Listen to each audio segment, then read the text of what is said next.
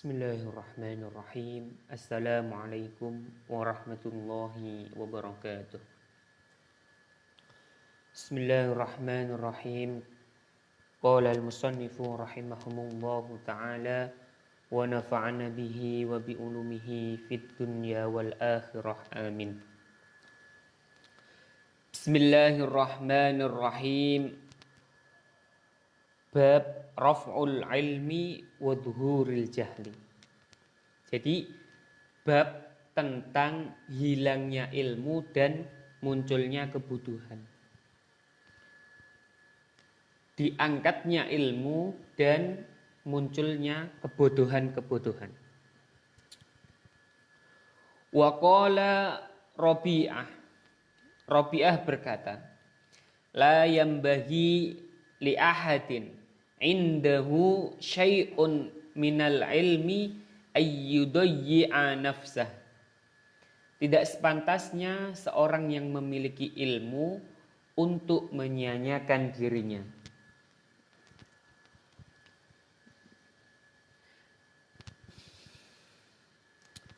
Bismillahirrahmanirrahim. Haddatsana Imran bin Maisarah qala haddatsana Abdul Waris an Abi Tayyah an Anas bin Malik. Telah menceritakan kepada kami Imran bin Maisarah berkata, telah menceritakan kepada kami Abdul Waris dari Abu At-Tayyah dari Anas bin Malik berkata, Qala Rasulullah sallallahu alaihi wasallam, inna min asyratis saati ayyurfa'al ilmu wa yasbutal jahlu wa yushrabul khamru wa yadharuz zina. Dari Anas radhiyallahu anhu, dia berkata bahwasanya Rasulullah sallallahu alaihi wasallam bersabda, di antara tanda-tanda kiamat ialah punahnya ilmu, diangkatnya ilmu atau hilangnya ilmu dan meningkatnya kebodohan. Apalagi tandanya, banyak orang-orang meminum khamr atau minum minuman yang memabukkan, termasuk juga ekstasi, dan merajalelanya zina.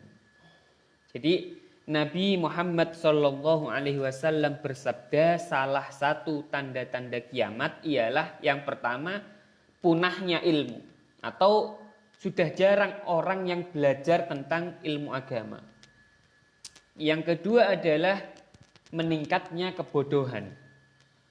Yang ketiga adalah diminumnya khamr, dan yang keempat adalah merajalelanya zina. Keterangan hadis. Bab ini merupakan anjuran untuk menuntut ilmu.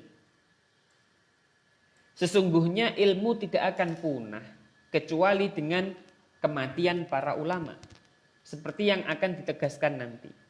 Dan selama masih ada orang yang mempelajari ilmu, maka kepunahan ilmu tidak akan terjadi. Sesungguhnya telah dijelaskan dalam hadis bab ini bahwasannya diangkatnya ilmu maksudnya adalah diantara tanda-tanda hari kiamat. Rabi'ah adalah Abu Abdurrahman. Beliau adalah seorang ulama fikih dari kota Madinah. Dia dikenal dengan ahli ra'yu karena banyak melakukan ijtihad. Jadi yang dimaksud dalam perkataan Rabi'ah adalah bahwa orang-orang yang memiliki pemahaman dan mendapatkan ilmu tidak seharusnya mengabaikan dirinya, sehingga meninggalkan kesibukannya, supaya hal tersebut tidak membawa kepada kesirnaan ilmu. Atau maksudnya adalah anjuran untuk menyebarkan ilmu pengetahuan di kalangan minimal keluarganya. Jadi seseorang kalau dia berilmu, hendaknya dia menyebarkan minimal kepada keluarganya, entah kepada istrinya, suaminya, orang tuanya, atau anak-anaknya, saudara-saudaranya. Supaya apa? Supaya orang-orang yang berpengetahuan tidak mati sebelum menularkan atau mengajarkan ilmu tersebut. Sehingga mengakibatkan kelangkaan ilmu pengetahuan. Atau seorang yang berpengetahuan hendaknya memperkenalkan diri agar ilmunya dapat dipelajari oleh orang-orang, supaya ilmu yang dia miliki tersebut tidak sia-sia. Namun ada juga yang mengatakan bahwa yang dimaksud adalah menghormati dan memuliakan ilmu. Maka seseorang tidak merendahkan dirinya dengan menjadikan ilmu hanya sebagai tujuan untuk mencapai dunia saja.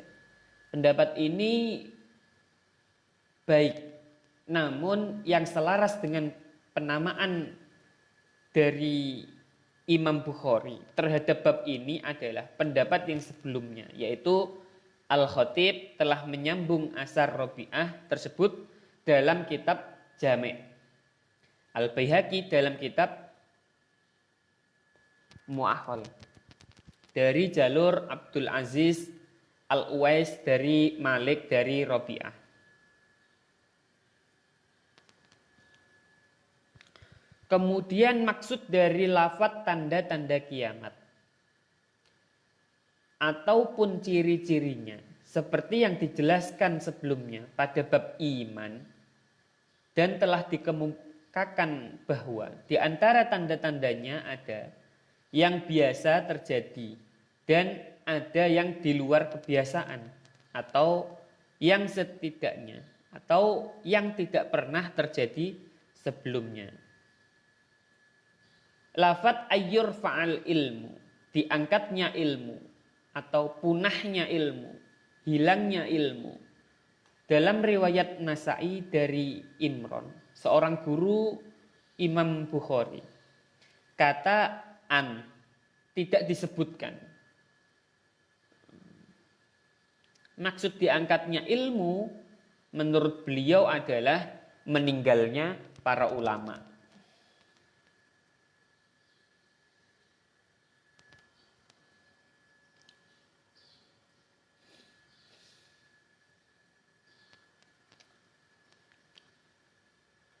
Kemudian lafadz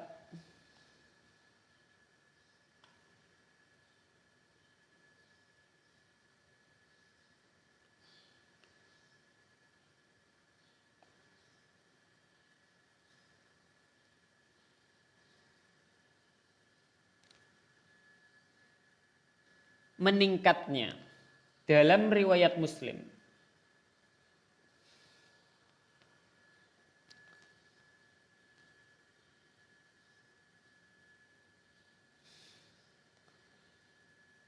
menggunakan lafadz yang lain yang artinya tersiarnya. Kalau tadi kan meningkatnya kebodohan. Nah, ini menggunakan lafadz yang lain dengan arti tersiarnya. Imam Al-Karmani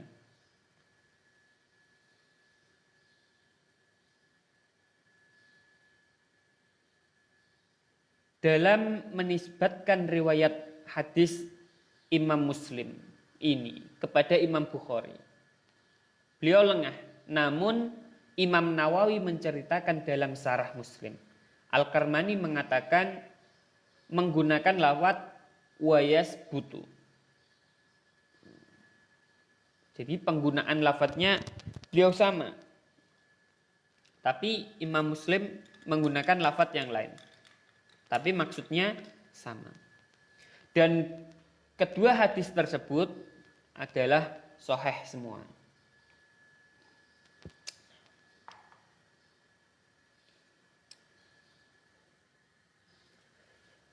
lafat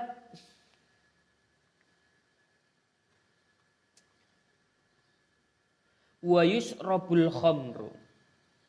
Wa yushrabul khamru. Diminumnya khamr. Maksudnya adalah banyaknya orang-orang pada zaman itu atau zaman akhir ini yang meminum khamr atau minum-minuman yang memabukkan dan mempertontonkannya dengan terang-terangan. Jadi sudah tidak ada rasa berdosa dalam atau ketika meminum minuman khamr. Bahkan orang-orang tersebut meminum minuman khamr itu di pinggir-pinggir jalan raya atau di tempat-tempat keramaian. Itu salah satu tanda dari dekatnya hari akhir. Nah, semoga kita semua dijauhkan dari minuman tersebut. Kemudian tanda-tanda yang terakhir dari hadis ini adalah wa yadhharuz zina, dan merajalelanya zina. Atau zina merupakan suatu perbuatan yang sudah umum di kalangan masyarakat saat itu. Atau bahkan saat ini juga sudah merajalela. Maka inilah pentingnya kita untuk mengetahui tanda-tanda hari akhir. Sehingga apa? Sehingga kita bisa mempersiapkan apa yang akan kita lakukan dan apa yang harus kita cegah. Bismillahirrahmanirrahim. Haddatsana Musaddad qala haddatsana Yahya an Su'bah an Qatadah an Anas bin Malik qala la uhadditsannakum hadisan la yuhadditsukum ahadun ba'di sami'tu Rasulullah. Telah menceritakan kepada kami, Musaddad berkata, telah menceritakan kepada kami Yahya dari Su'bah, dari Qatadah, dari Anas bin Malik berkata, bahwasanya Rasulullah Shallallahu Alaihi Wasallam bersabda,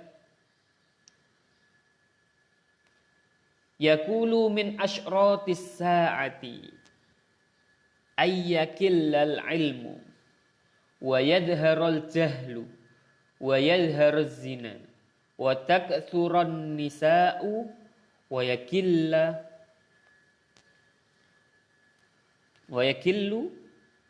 yakillar rijalu hatta yakuna li khamsina imra'at al-qayyimu al-wahid.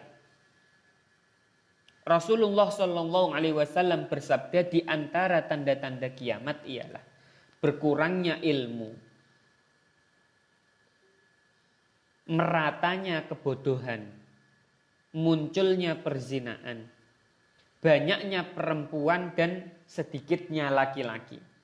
Sehingga perumpamaannya bagi 50 perempuan hanya ada seorang laki-laki. Saking banyaknya jumlah wanita. Keterangan hadis.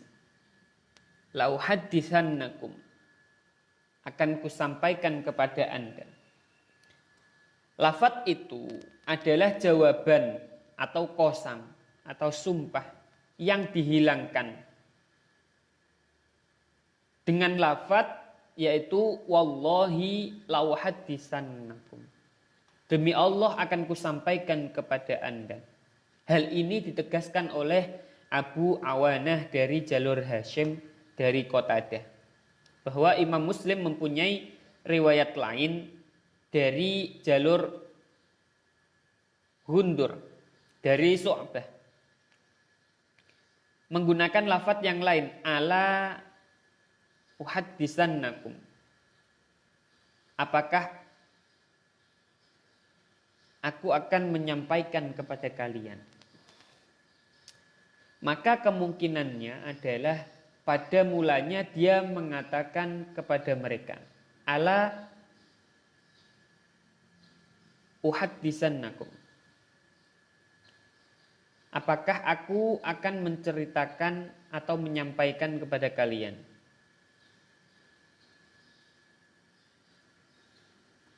Mereka menjawab, ya. Maka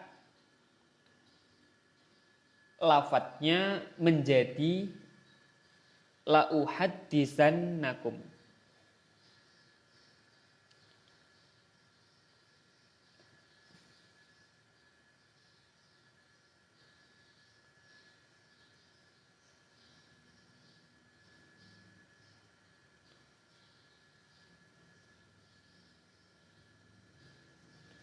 Kemudian lafadz la yuhaddisukum ahadun ba'di. Tidak akan disampaikan oleh orang sebelummu sepeninggalku. Begitulah lafadz Imam Bukhari dan Imam Muslim dengan menghapus objeknya. Ibnu Majah dari Hundur dari Syu'bah mempunyai lafadz la yuhaddisukum bihi ahadun ba'di. Musannaf memiliki lafaz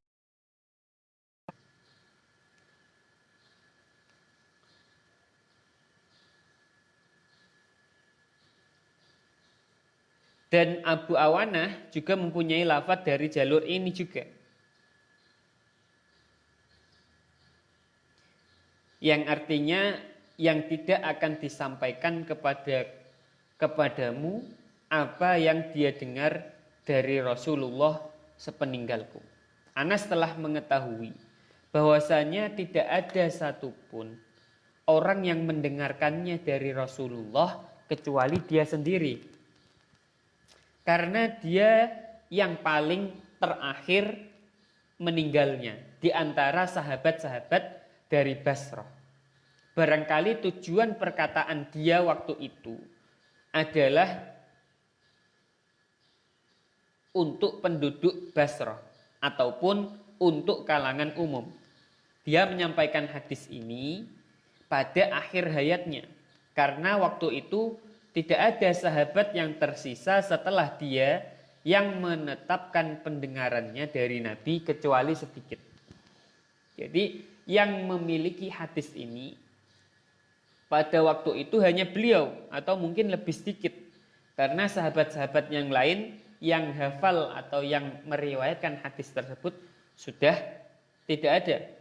Maka beliau menyampaikan hadis ini hanya ada pada dia. Ibnu Battal mengatakan kemungkinan Anas mengatakan hal ini ketika dia menemukan adanya kekurangan ilmu. Maka dia mengabarkan hadis yang dimilikinya. Karena jika tidak, keadaan akan semakin buruk. Maka saya katakan bahwa pendapat pertama ini lebih tepat. Lafadz sami'tu, telah saya dengar. Kalimat ini sebagai penjelas atau sebagai pengganti kalimat la uhadditsannakum. Kemudian lafadz ayyakil ilmu, berkurangnya ilmu. Dalam riwayat Muslim dari Gandur. Dan selain dia dari Syu'bah menggunakan lafadz yang lain, yaitu ayyur fa'al ilmu, seperti hadis yang sebelumnya. Begitu juga riwayat Ibnu Abi Syaibah dari Sa'id dan para musannif penulis dalam bab hudud. riwayat dari Hammam dan dalam bab nikah dari Hisham yang kesemuanya itu adalah dari Qatadah. Lafadz itu sama dengan riwayat Abi Atiyah dan Musannif Al-Ashribah dari jalur Hisham menggunakan lafadz ayyakil. Maka kemungkinan yang terjadi adalah maknanya ilmu menjadi langka dan setelah itu menjadi punah. Lafadz watak surun nisa dan banyak perempuan. Ada yang mengatakan penyebabnya adalah karena banyaknya peperangan, sehingga kaum laki-laki banyak yang terbunuh atau meninggal. Abu Abdul Malik mengatakan bahwa hal ini merupakan pertanda sering terjadinya peperangan yang menimbulkan meningkatnya jumlah tawanan sehingga setiap orang laki-laki mengawini lebih dari satu perempuan. Karena jumlahnya 1:50. Maka saya katakan bahwa pandangan ini perlu diteliti kembali karena dalam hadis Abu Musa dalam bab zakat disebutkan dengan jelas sedikitnya kaum laki-laki dan banyaknya kaum perempuan. Dengan jelas di mana hal ini merupakan fenomena yang bukan karena sebab lain, akan tetapi memang takdir Allah menetapkan pada akhir zaman nanti dengan mengurangi anak laki-laki yang lahir, dan kebanyakan anak-anak yang lahir adalah berjenis kelamin perempuan. Banyaknya jumlah wanita sebagai tanda dekatnya hari kiamat adalah sesuai dengan timbulnya kebodohan,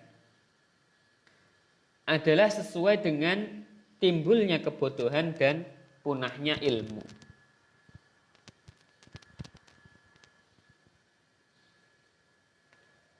Maksud setiap 50 adalah jumlah perempuan dan laki-laki adalah 50 dibanding 1 atau 50 berbanding 1.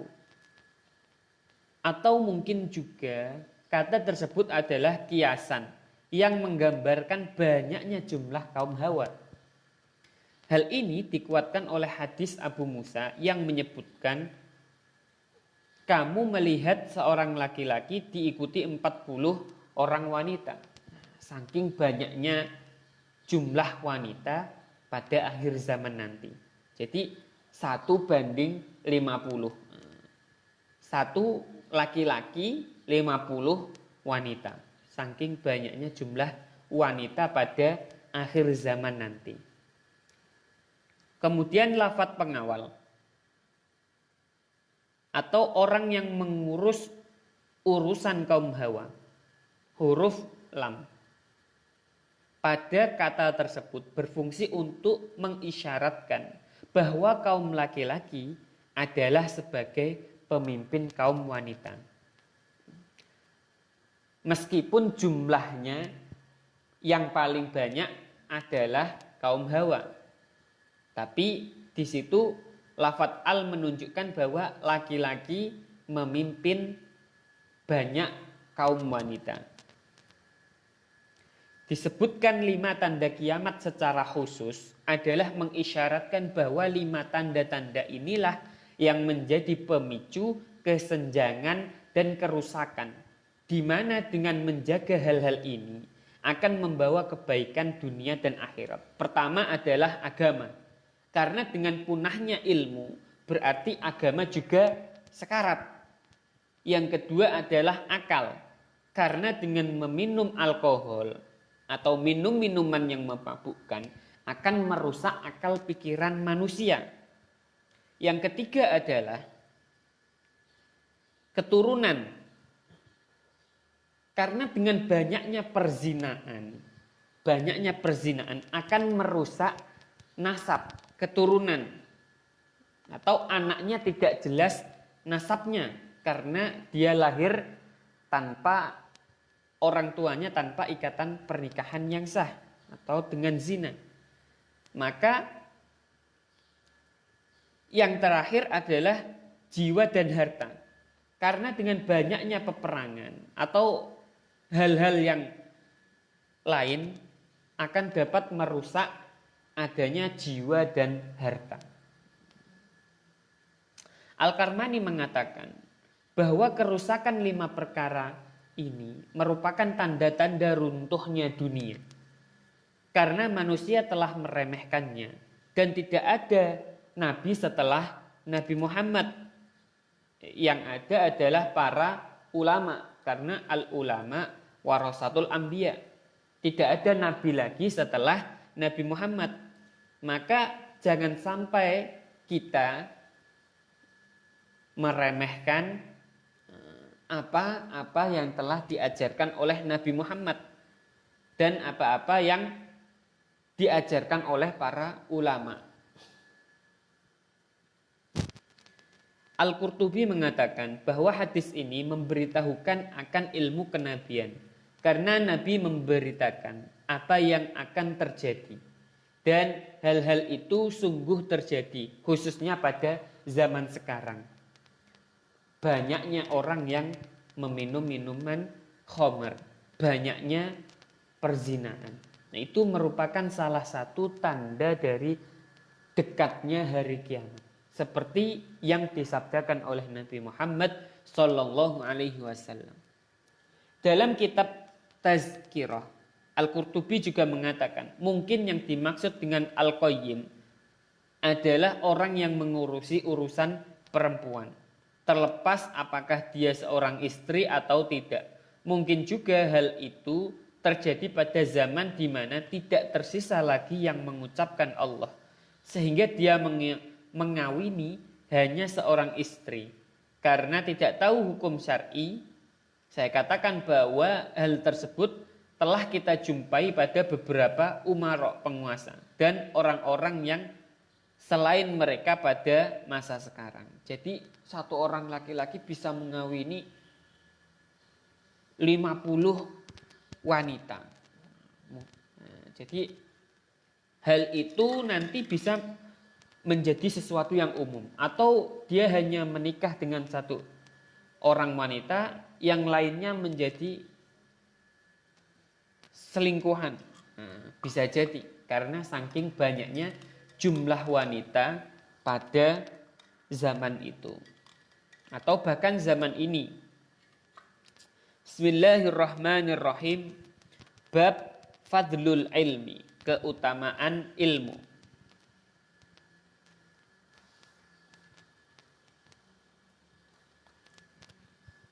Haddasana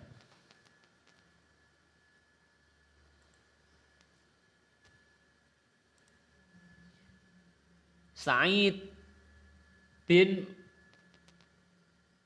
Ufair qala haddasani Al-Lais qala haddasani Ukail an ibni Shihab an Hamzah ibni Abdullah ibni Umar Anna ibn Umar qala sami'tu Rasulullah sallallahu alaihi wasallam telah menceritakan kepada kami.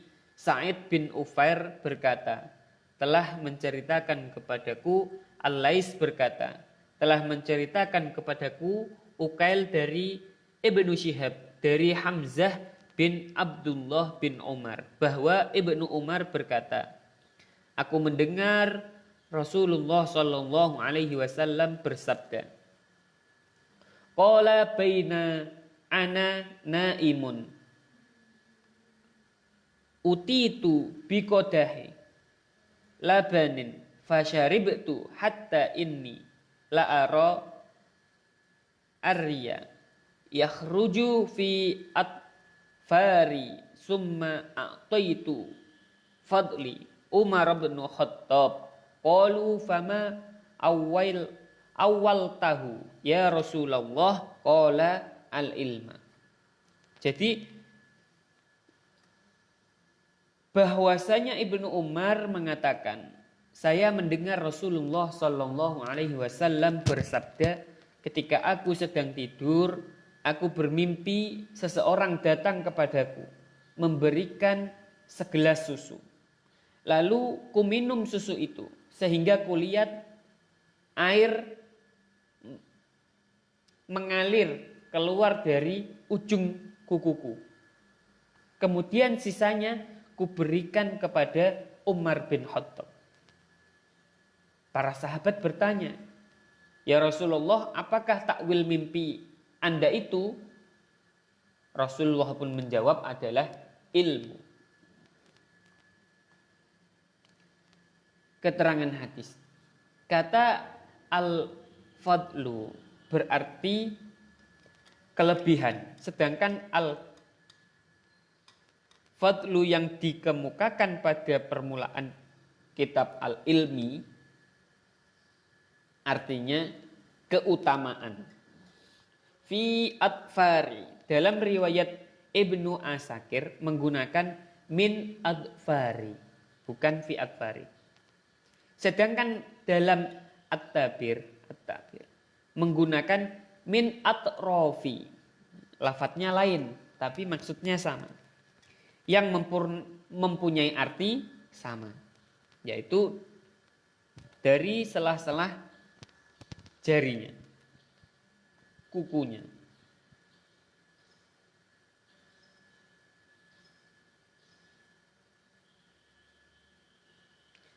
Lafadz qolal ilmu.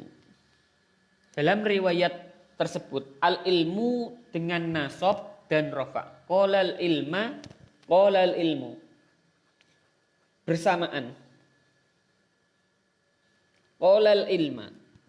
Dalam hal ini Rasulullah menafsirkan susu dengan ilmu. Karena keduanya banyak memberi manfaat. Jadi maksud dari susu tersebut adalah ilmu yang Rasulullah berikan kepada sahabat.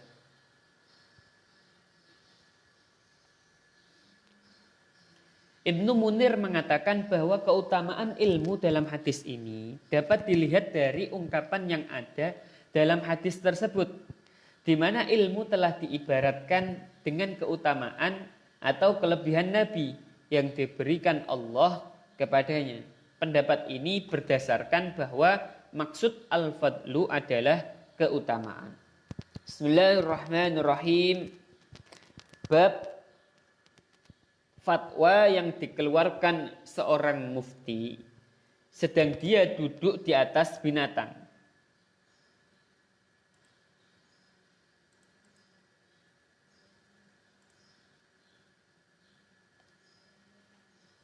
Bab memberikan fatwa ketika sedang menunggang kendaraan. Bismillahirrahmanirrahim. Haddatsana Ismail qala haddatsani Malik an Ibn Shihab an Isa bin Talhah ibn Ubaidillah an Abdillah ibn Amr ibn As anna Rasulullah sallallahu alaihi wasallam telah menceritakan kepada kami. Ismail berkata, telah menceritakan kepadaku Malik dari Ibnu Shihab dari Isa bin Talhah bin Ubaidillah dari Abdullah bin Amr bin Al-As bahwa Rasulullah sallallahu alaihi wasallam waqafa berdiri. An Abdullah bin Amr an ibn As anna Rasulullah sallallahu alaihi wasallam waqafa fi hajjatil wada biminna linnasi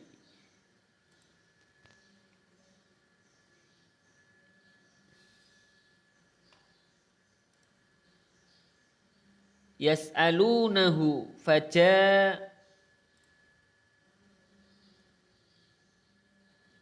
rajulun faqala lam ash'ur fahalaqtu qabla an azbaha faqala udbah wala haraja Faja'a akharu faqala lam ash'ur fanahartu qabla an armiya qala urmi wala haraja fama su'ilan nabiyyu sallallahu alaihi wasallam an syai'in quddima wala ukhira illa qala if'al wala haraja. Abdullah bin Amr bin As radhiyallahu anhu menceritakan waktu melakukan haji wada, haji terakhir yang dilakukan oleh Nabi Muhammad sallallahu alaihi wasallam, Rasulullah sallallahu alaihi wasallam berhenti di Mina untuk menjawab pertanyaan para jamaah haji pada waktu itu. Mereka datang kepada beliau, seseorang menanyakan, saya lupa, saya lebih dahulu bercukur sebelum menyembelih. Nabi menjawab, sembelihlah, sekarang tidak berdosa. Kemudian datang pula yang lain menanyakan, saya lupa, saya lebih dahulu menyembelih sebelum melempar jumrah. Nabi menjawab, lemparlah, sekarang tidak berdosa. Setiap yang ditanyakan orang kepada beliau tentang mana yang lebih didahulukan dalam ibadah haji tersebut, antara melempar dahulu atau mencukur rambut dahulu atau menyembelih dahulu, Rasulullah menjawab, lakukanlah, dan diakhiri dengan kata tidak berdosa. Keterangan hadis, maksud bab ini adalah seseorang yang berilmu menjawab pertanyaan seseorang murid walaupun dia sedang duduk di atas kendaraan, atau pada waktu itu Nabi sedang duduk di atas unta. Jadi boleh seorang guru menjawab pertanyaan meskipun beliau masih di atas kendaraan. Ad-dabbah menurut bahasa artinya adalah segala sesuatu yang berjalan di atas muka bumi, dan menurut urf yang biasa digunakan, apa yang biasa ditunggangi. Jadi sebagian ahli urf mengkhususkan dengan keledai. Maka jika ada yang mengatakan bahwa dalam konteks hadis ini binatang yang ditunggangi tidak disebutkan, jawabannya adalah bahwa penulis mengeluarkan riwayat dari jalur lain dalam masalah haji. Dalam riwayat itu Abdullah bin Amr berkata, Nabi waktu itu sedang duduk di atas untanya. Jadi Nabi menjawab pertanyaan sahabatnya itu ketika Nabi masih di atas kendaraannya, yaitu unta. Jadi boleh bertanya kepada seorang guru meskipun guru tersebut masih di atas kendaraannya.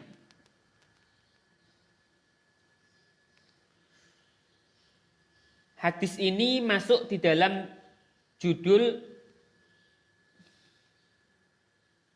bab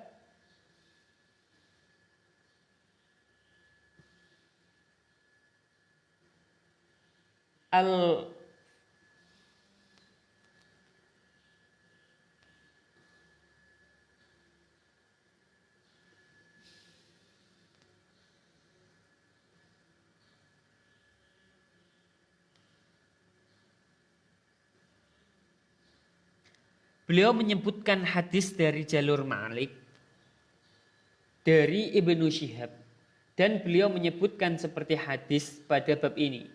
Kemudian beliau mengeluarkan dari jalur Ibnu Jurayj seperti hadis itu juga. Selanjutnya dari jalur Soleh bin Kisan dari Ibnu Syihab dengan lafadz Rasulullah Shallallahu Alaihi Wasallam berdiri di atas untanya. Ibnu Syihab tidak menyebutkan lafadznya. Dan setelah itu tidak mengatakan bahwa jalur ini diikuti oleh Ma'mar dari Zuhri. Sedangkan riwayat Ma'mar Ahmad, Muslim, dan Nasai menyambung sanadnya sampai kepada Nabi. Saya melihat Rasulullah Shallallahu Alaihi Wasallam duduk di atas untanya di Mina. Lafat maka datanglah seseorang. Saya tidak mengetahui nama si penanya ini tadi. Baik yang pertama atau yang kedua dalam hadis ini.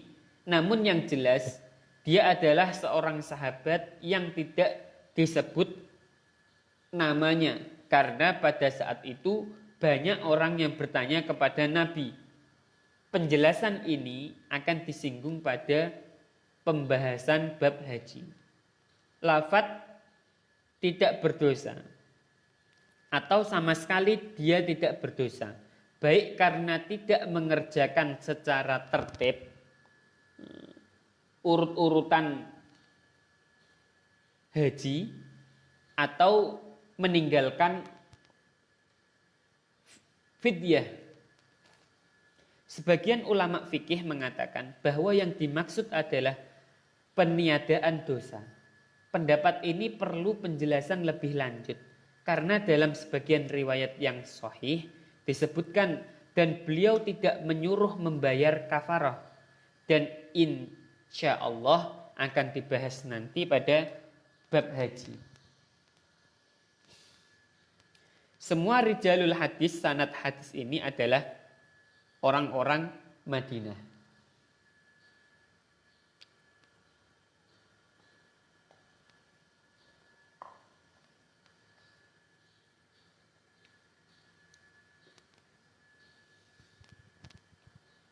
Bismillahirrahmanirrahim. Bab menjawab fatwa dengan isyarat tangan atau kepala.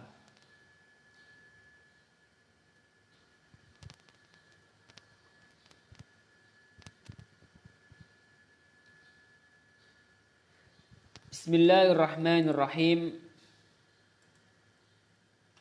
Haddatsana Musa bin Ismail qala haddatsana Wuhaib qala haddatsana Ayyub an Ikrimah an Ibni Abbas.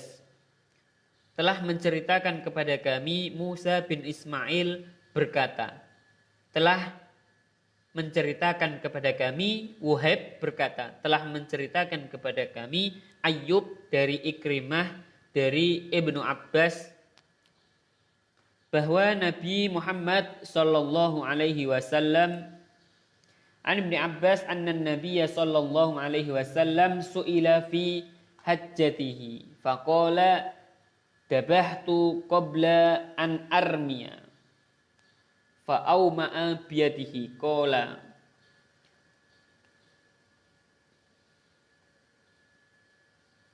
wala haraja qala halaqtu qabla an adbaha fa'awma'a biyadihi wala haraja. Dari Ibnu Abbas radhiyallahu anhu, dia berkata bahwasannya Rasulullah sallallahu alaihi wasallam ditanya seseorang pada waktu pelaksanaan haji. Beliau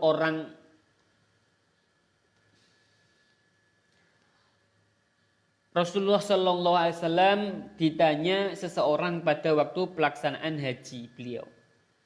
Orang itu berkata, saya telah menyembelih sebelum melempar jumrah. Rasulullah memberi isyarat dengan tangannya, dia berkata, tidak apa-apa. Kemudian orang itu bertanya lagi, aku telah mencukur rambut sebelum menyembelih.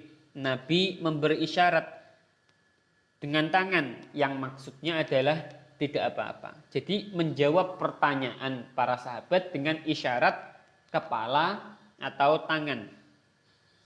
Keterangan hadis. Isyarat dengan tangan diambil dari kedua hadis yang tersebut dalam bab ini. Dan kedua hadis tersebut berasal dari Rasulullah yang merupakan hadis marfu'. Kemudian isyarat dengan kepala diambil dari hadis Asma, dan itu adalah dari perbuatan Aisyah. Makanya riwayat ini mauquf apa yang dinisbatkan kepada perkataan sahabat, perbuatan pengukuhan mereka. Namun hukumnya marfu karena Aisyah sholat di belakang Nabi dan beliau menoleh untuk melihat apa yang berdiri di belakangnya. Maka riwayat ini termasuk hadis yang diriwayatkan secara takrir, penetapan atau pengukuhan dari Nabi. Lafadz su'ila ditanya atau dia menanyakan kepada Rasul, apakah saya dikenai denda karena saya telah menyembelih sebelum saya melempar jumrah? Lafadz qala halaktu, dia berkata saya telah mencukur. Jadi melakukan ibadah hajinya dia tidak sesuai urut-urutan dalam ibadah haji. Dia telah melakukan mencukur rambut dulu sebelum melakukan ibadah yang sesuai urutannya.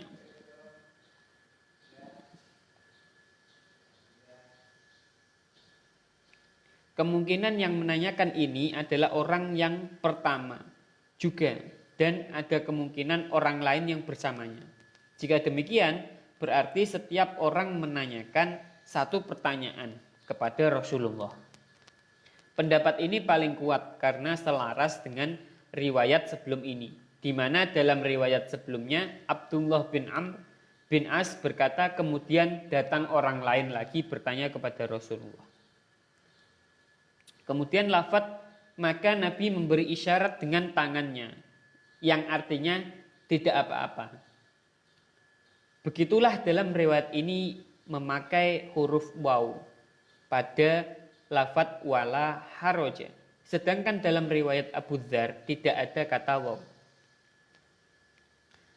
Al-Karmani mengatakan bahwa hal itu karena jawaban pertama adalah permulaan hukum, sedangkan yang kedua hanya mengikuti apa yang disebutkan pada jawaban pertama.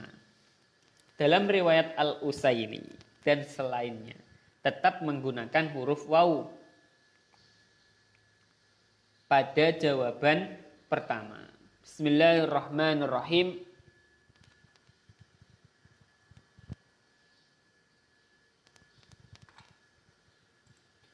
Haddasanal Makki Ibnu Ibrahim qala akhbarona Handalah Ibnu Abi Sufyan an Salim qala sami'tu Aba Hurairah telah menceritakan kepada kami. Al-Makki bin Ibrahim berkata, telah mengabarkan kepada kami Al-Handhalah bin Abu Sufyan dari Salim berkata, aku mendengar Abu Hurairah dari Nabi Muhammad sallallahu alaihi wasallam. Salim qala sami'tu Aba Hurairah anin Nabi sallallahu alaihi wasallam qala yuqbadul ilmu wa yadharul jahlu wal fitanu wa yakthurul harju. Qila ya Rasulullah wa mal harju faqala hakadha biyadihi faharrafaha ka'annahu yuridul qatla. Salim radhiyallahu an mendengar Abu Hurairah mengatakan bahwa Nabi Muhammad sallallahu alaihi wasallam bersabda, nanti akan dilenyapkan ilmu pengetahuan. Rasulullah bersabda, nanti akan dilenyapkan ilmu pengetahuan. Akan merajalela kebodohan dan kejahatan serta banyak sekali haraj. Kemudian ada sahabat bertanya, apakah haraj itu ya Rasulullah? Rasulullah pun menjawab begini. Nabi memberi isyarat dengan tangan beliau seolah-olah menggambarkan suatu pembunuhan. Keterangan hadis.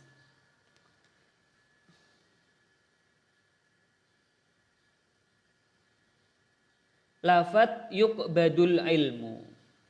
Nanti akan dilenyapkan ilmu pengetahuan.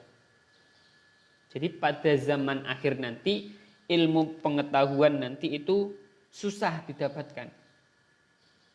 Atau sedikit. Atau bahkan sudah tidak ada orang yang ahli dalam ilmu agama. Maksud kalimat ini telah ditafsirkan dengan perkataan Nabi pada bab terdahulu, yaitu yurfa'ul ilmu, diangkatnya ilmu pada hadis sebelum ini. Dan kata yuqbadu ditafsirkan oleh hadis Abdullah bin Umar. Dengan lenyapnya ilmu pengetahuan terjadi sebab, jadi lenyapnya ilmu pengetahuan terjadi sebab kematian para orang yang ahli ilmu atau ulama. Lafat wa yadharul jahlu, akan merajalela kebodohan. Jadi di akhir zaman atau bahkan zaman saat ini akan merajalela kebodohan. Jika ilmu pengetahuan punah, sudah pasti atau otomatis akan meningkat atau merajalelanya kebodohan. Karena orang yang berilmu sudah sedikit atau sudah banyak yang meninggal. Lafat faqala hakada biyadihi. Rasulullah menjawab begini dengan memberikan isyarat tangan. Adalah bentuk pengungkapan maksud suatu perkataan dengan menggunakan gerak-gerakan tangan.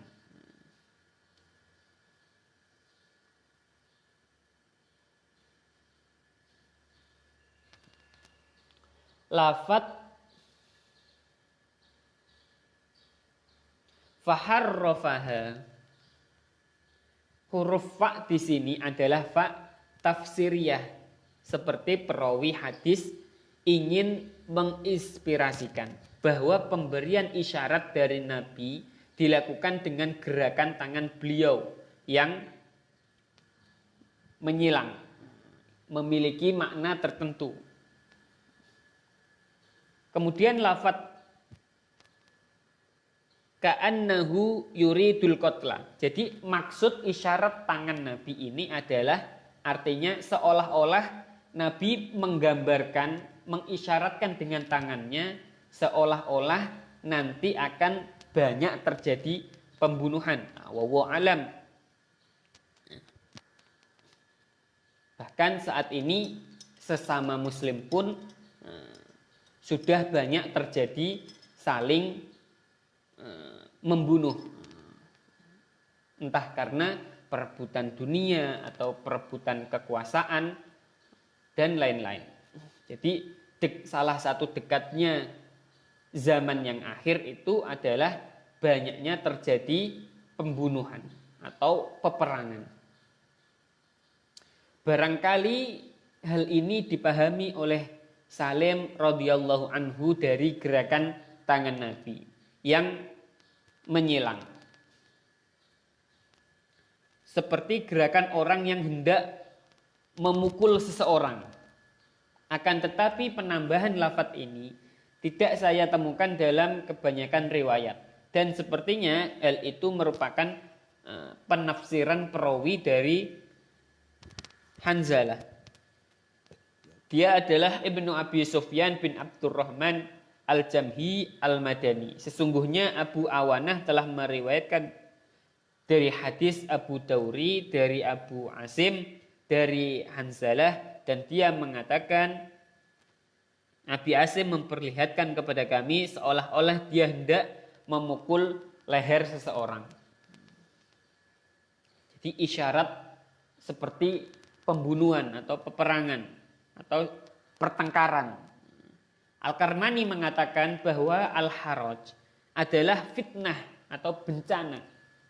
Maka pemakaian lafadz al-haraj untuk menyatakan makna pembunuhan adalah terlalu berlebihan. Karena pembunuhan selalu menyertai kerusuhan dan malapetaka.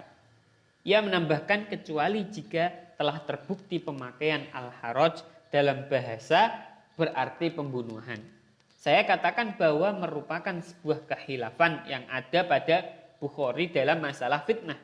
Al-haraj adalah al-qatlu atau pembunuhan dalam bahasa orang Habasyah atau Habsyah.